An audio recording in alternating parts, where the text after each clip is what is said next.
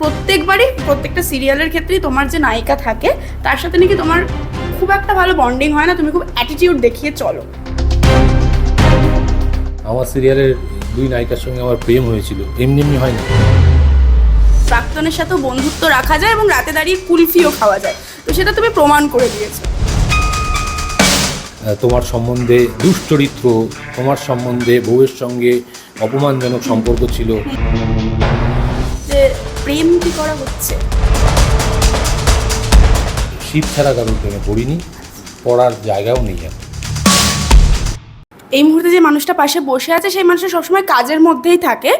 ধারাবাহিকটা সবে শেষ হয়েছে, কিন্তু তা বলে যে সে ছুটি নিয়ে নিয়েছে এমন কোনো ব্যাপার নেই। আজকে চোর সিনেমার ডাবিংয়ে রয়েছে, তাই তো? মানে ছুটি একদমই নেওয়া হয়নি তাহলে বলছো, একদম আবার কাজে ফেরা। ছুটি মানে আমি 2 দিন কৃষ্ণনগরে গিয়ে কীর্তন শুনে এসেছি। তারপর থেকে আবার কাজ। হ্যাঁ। আচ্ছা বলো, এখানে যে তোমার যে চরিত্রটা সেটা নিয়ে প্রথমেই শুরু করো, চোর সিনেমায় তোমার চরিত্রটা নিয়ে।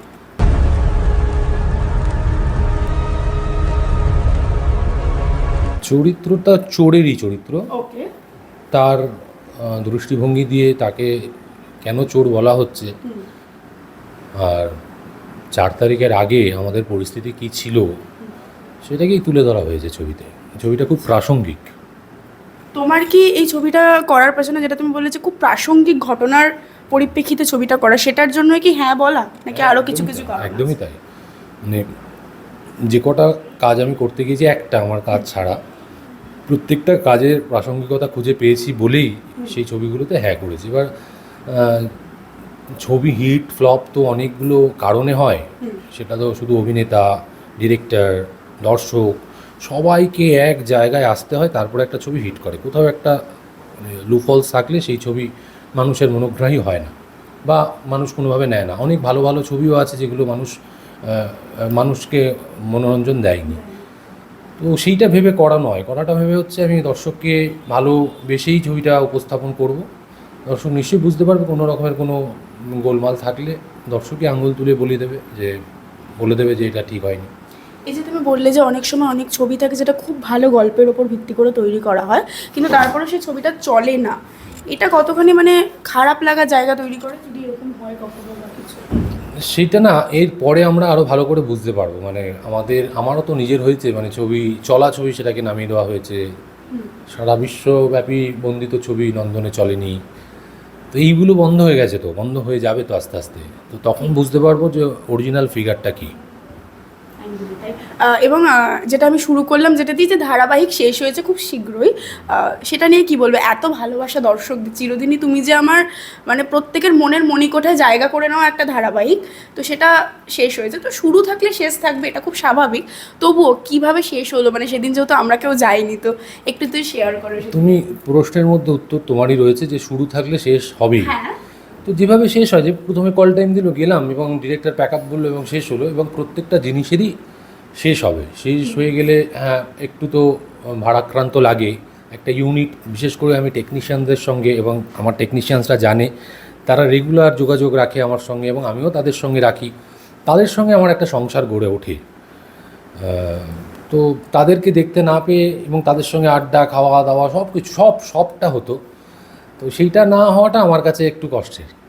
এবং ওই যে আর্য স্যার, ওই যে চরিত্রটা, ওটা নিয়ে একটু বলো। ওটা তো একদম একটা আলাদা রকম। ওটার পেছনে তো শুধুমাত্র জিতু কামালের কন্ট্রিবিউশন এমন নয়, ওটা তো ক্ষুদ্র কন্ট্রিবিউশন। ওটা রাইটার টুবলুদা, শ্রাবস্তিদি, অদিতিদি, জিএর টিম, ক্রিয়েটিভ টিম, এসবিএফের ক্রিয়েটিভ টিম, সবাই মিলে একটা চরিত্রকে ওইভাবে খাড়া করেছিল। এবং সেই চরিত্রটা আস্তে আস্তে অমলিন হয়ে যাবে, কারণ সিরিয়াল শেষ, আস্তে আস্তে অমলিন হবেই। 1 মাস হোক, 2 মাস হোক, 3 মাস হোক। কিন্তু আমার ভালো লেগেছে যে দর্শকের ভালো লেগেছে এইটা জেনে, এবং দর্শক এই চরিত্রটাকে মিস করবে, কিছুদিন হলেও মিস করবে, এইটা ভেবে ভালো লাগে। একদমই তাই। এবং ওখানে সব থেকে বেশি যদি জিজ্ঞাসা করা হয় যে একটা সিরিয়াল চলা মানে অনেক দিন ধরে চলা, একটা পরিবার তৈরি হয়ে যাওয়া, সেখানে সব থেকে বেশি তুমি মিস কাকে করবে? একটা তুমি বলতে যে টেকনিশিয়ানদেরকে করবে, আর অভিনেতা অভিনেত্রীদের মধ্যে কাউকে? আমার অভিনেতা অভিনেত্রীদের সঙ্গে ওই রকম সখ্য গড়ে ওঠে না। কেন ওঠে না সেটা না, মানে আগে হতো একটা সময়, কিন্তু ব্যথা পেতে পেতে পেতে পেতে এখন আর গড়ে ওঠে না। মানে আমি নিজের মেকআপ রুমে থাকি, আমার প্রোডাকশন হাউস বলুক, যে আমি নিজের রুমে থাকি, ওখান থেকে কাজে যাই, আবার নিজের রুমে আসি, এইটাকে আমি নিজেও লিখেও ছিলাম সোশ্যাল মিডিয়াতে। এইটাকে যদি কেউ দম্ভ বলে ঠিক আছে, আমি দাম্ভিক, কিন্তু আমি অসৎ নই এবং আমি কারোর সঙ্গে দুর্ব্যবহার করতে যাই না।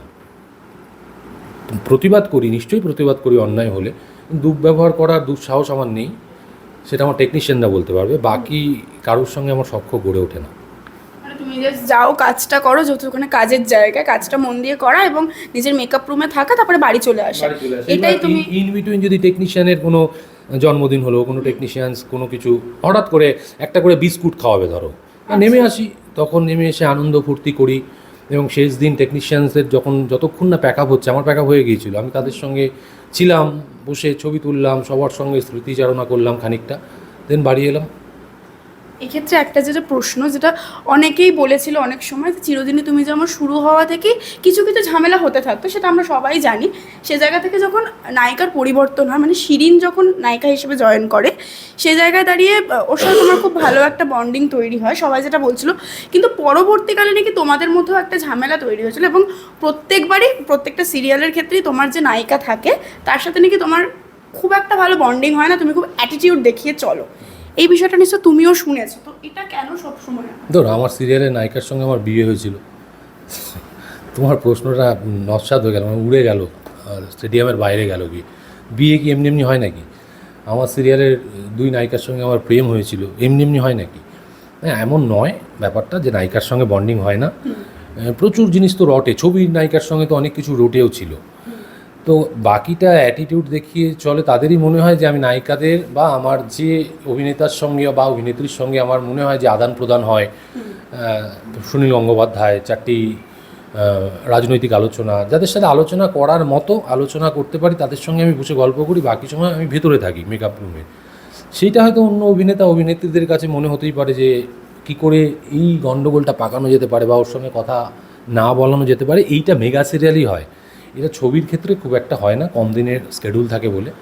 আর আমার সঙ্গে ইভেন যে অভিনেত্রী চেঞ্জ হয়েছিল তার সঙ্গেও যে ঝগড়া হয়েছিল এমন নয়, মানে আমার যে তার প্রতিও অনীহা, যে তার সঙ্গে কোনো দিন কাজ করবো না, এমনটা নয়। কোনো অভিনেতা অভিনেত্রীর সঙ্গেই আমার ওরকম কোনো ট্যাবু নেই যে আমি কাজ করবো না, নিশ্চয়ই কাজ করব। বাট শিরিনের সঙ্গে তো নেই, ও তো সবে এলো ইন্ডাস্ট্রিতে, ওর সঙ্গে মানে ওর ওপর চাপ প্রচুর হয়েছিল একটা চরিত্রকে ওইভাবে নিজের মধ্যে ধারণ করা, তার মধ্যে এই ধরনের নেগেটিভ পাবলিসিটি, তো ওর মধ্যে চাপ হয়েছিল, সেটা ও উতরে কাজ করেছে, ওর জন্য ওকে আমি সাধুবাদ জানাই। আর আমি তো হ্যাবিচুয়েটেড, ডোন্ট ভ্যারি। হ্যাঁ, এবং ও একটা সাক্ষাৎকারে বলেছিল যে একসঙ্গে থাকতে গেলে ছোটোখাটো মনোমালিন্য হতেই পারে, তবে সেটা কোনো বড় আকার ধারণ করেনি। এই কথাটা শিরিন একটা ইন্টারভিউতে বলেছিল। না না, ওই নতুন বলে যে তোমরা এই কথাটা ওকে ধরেছো, ব্যাপার নয়, কিছুই নয়। মানে কি হবে, একটা জায়গায় কাজ করতে যাই, কাজ করে আমাকে মাইনে দেয়, বাড়ি চলে আসে। একদমই তাই। এইবার যেটা আমার প্রশ্ন, যে তুমি একটা লাইভে বলেছো যে প্রাক্তন হলে যে বন্ধু হওয়া যায় না, এটা কিন্তু কখনোই নয়। প্রাক্তনের সাথেও বন্ধুত্ব রাখা যায় এবং রাতে দাঁড়িয়ে কুলফিও খাওয়া যায়, তো সেটা তুমি প্রমাণ করে দিয়েছো।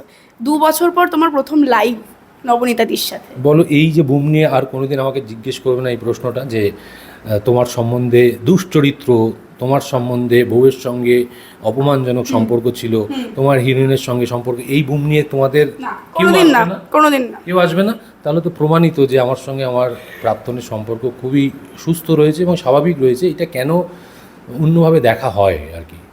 সবার সাথেই সুস্থ স্বাভাবিক সম্পর্ক থাকুক না, অন্যায় হলে বিরুদ্ধাচরণ করুন, যদি বুকের পাটা থাকে দাঁড়ান, তা না হলে দাঁড়াবেন না। অন্যের ক্ষতি করার চেষ্টা যেন কেউ না করে। এই যে ওর সঙ্গে কুলপি খাওয়ার, এর আগে তো একটা ক্ষতি করার চেষ্টা করেছিল কোনো পলিটিক্যাল নেত্রী। আমি যদিও ওনাকে পলিটিক্যাল নেত্রী মনে করি না, মানে পলিটিক্যাল ভালো ভালো চটকদারি কথা বললেই পলিটিক্যাল হওয়া যায় না। পলিটিক্যাল হতে গেলে নীতি রাজা হতে হয়, তাহলেই রাজনীতি করা যায়। তো ওনার কোনো নীতি নেই।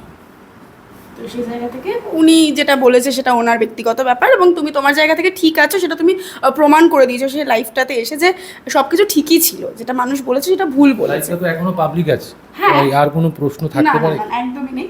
তো শেষ করব, তার আগে একটা প্রশ্ন, যে প্রশ্নটা করার ইচ্ছা আমার ছিল, কিন্তু একটা সাপোর্ট আমি আরেকটা জায়গা থেকে পেয়েছি।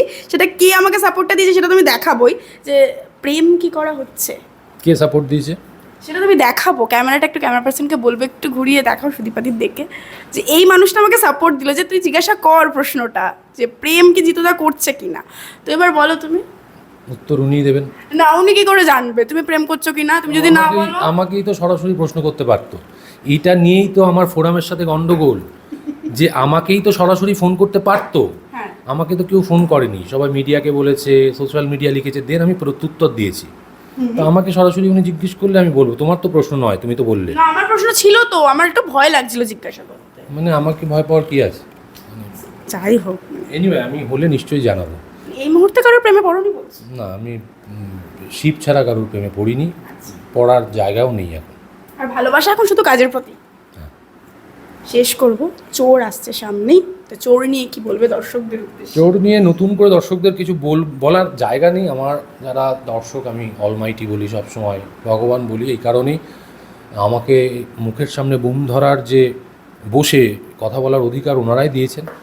মানে আজ থেকে 15 বছর, 16 বছর, 20 বছর যদি আগে যাই, আমি স্বপ্নতেও ভাবিনি, এবং ওনারা এই জায়গাটা দিয়েছেন বলে আমি ওনাদের কাছে কৃপাধন্য। তাই ওনাদের কাছে আমি আর কোনো রিকোয়েস্ট করে মানে বাড়াতে চাই না। ওনারা প্রচুর দিয়েছেন, বাকিটা ওনারাই বুঝে নেবেন চোর সিনেমা নিয়ে কী করা উচিত এবং কী করা উচিত নয়। না, কেউ এখনো মন চুরি করেনি। না, শিব যতক্ষণ আমার কাছে রয়েছে ততক্ষণ মন চুরি করার অবকাশ নেই। আমি তাকে নিয়ে সারাদিন যাপন করি, তাকে নিয়েই শয়নে স্বপনে আমার একমাত্রই আমার বন্ধু শিব। জানা গেল না এখনো অবধি, বলবে না, ঠিক আছে থাক, থ্যাংক ইউ। টলিউডের লেটেস্ট আপডেট, গসিপ ও এক্সক্লুসিভ ইন্টারভিউ দেখার জন্য এখনই সাবস্ক্রাইব করুন সিটি সিনেমার ইউটিউব চ্যানেল আর ফলো করুন আমাদের ফেসবুক, ইনস্টাগ্রাম ও হোয়াটসঅ্যাপ চ্যানেল।